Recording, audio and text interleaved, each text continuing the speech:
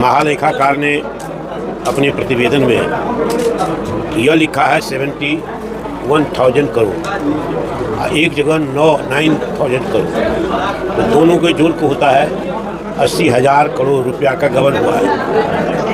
इस पैसा का कहाँ खर्चा किया है, कहाँ डाइवर्ट किया है, विचलन किया है, कहाँ मिसयूज किया है, लूट लिया है पैसा, इसका कोई लेखा जोखा बिहार सरकार ने महालेखाकार कार्यालय को नहीं दिया। और एक तरह से कंप्लीटली पैसा ये लोग मिल करके गबन कर लिया है, खा लिया है पैसा। और ये हम नहीं कहते हैं, हमारी पार्टी राष्ट्रीय जनता दल नहीं कहता है। हमारे दल के जो नेता हैं बिहार विधानसभा में प्रतिपक्ष के माननीय श्री तेजस्वी प्रसाद यादव भी नहीं कहता है।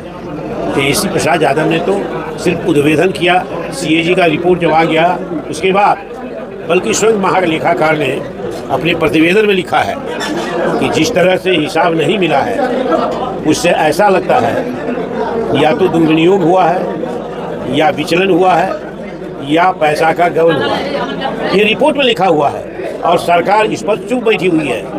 तेजस्वी प्रसाद यादव ने सबसे पहले इस मामला को पकड़ा और सरकार से जवाब मांगा। आज तक सरकार ने जवाब नहीं दिया। ये तो 80,000 करोड़ रुपया खा गया सब मिलकर।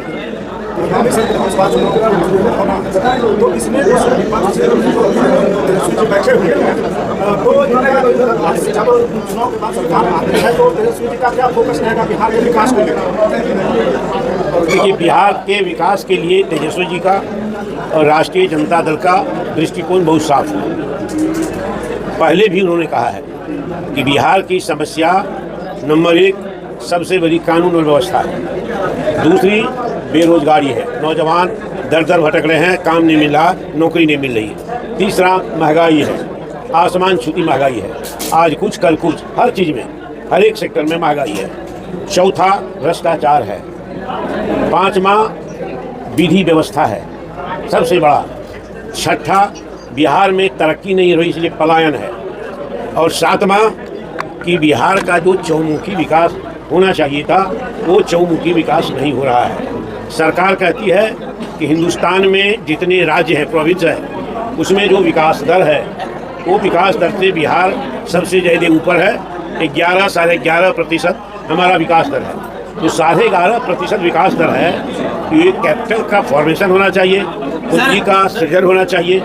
तो पूंजी का सृजन अगर हुआ है तो पर कैपिटा इनकम कहाँ गया? बिहार में लोएस्ट है सबसे ज़्यादा। बिहार में 52,000 सरकार के रिपोर्ट में बताता है, लेकिन सारे प्रदेश में इंक्लूडिंग उड़ीसा, उत्तर प्रदेश, असम हमसे ज़्यादा है और लाख से टप गया है। कहीं 1 लाख है, कहीं 1.5 लाख, किसी प्रदेश में है और 3 लाख है।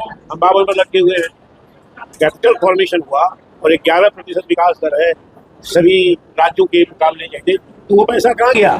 लोगों की आय का सृजन क्यों नहीं, पर कैपिटा इनकम क्यों नहीं बढ़ा, बेकारी क्यों नहीं मिटी? ये इतने सवाल है। इसके अलावे बिहार में बाढ़ और सुखाड़, इसका अस्थायी निदान अब तक नहीं हो सका है। हम मुंगेर से चलते हुए हमको अभी कुछ साथी मिले, कहा कि मेरा घर डूब गया है, हम छत पर रहते हैं और नीचे आके कपड़ा भिंगा के सड़क पर आए, तब आपसे मिलने के लिए आए हैं कपड़ा बदल के। तो ये तो बाढ़ आती है तब आता है, वर्षा नहीं होती है, कहीं सुखाड़ होता है इसी प्रदेश में, कहीं डूब जाती है जमीन भूमि और कहीं सुखाड़ आता है। तो इसका अस्थायी निदान अब तक नहीं हुआ।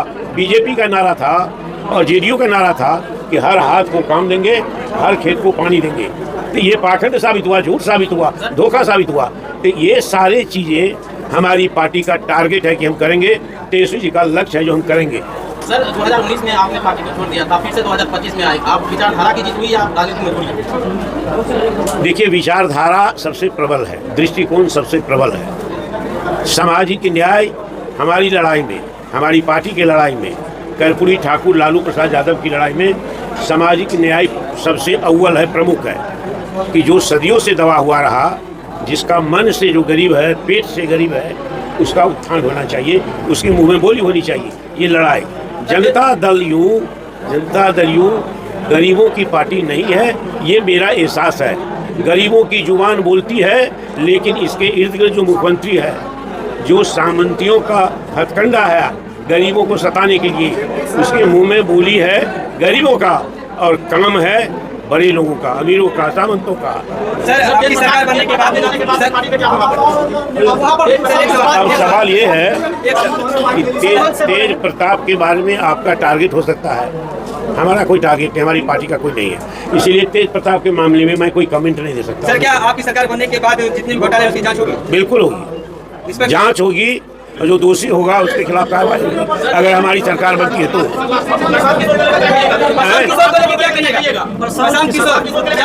प्रशांत किशोर के पास अथाह पैसा है, ये पैसा ममता जी ने भी दिया है, बीजेपी ने भी दिया है, नीतीश कुमार ने भी दिया है, और दिल्ली की जो चीफ मिनिस्टर थे केजरीवाल, वो भी पैसा दिया, और जगह से आया होगा।